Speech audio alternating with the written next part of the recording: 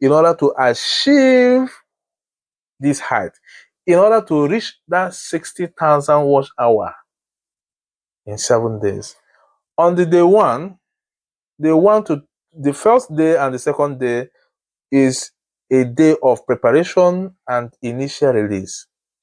You have created your video, you have edited a high quality video,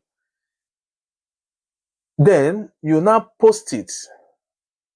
You now post the first batch of the video. It can be 1 video, 2, 3, 4, 5.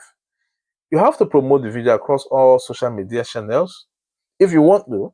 If you don't want to, though promoting doesn't count, but you can leave that one apart. Just post your video on the first day and then second day. You can use one day, create all the videos you want to, just put them and use the first and second day and then push the videos.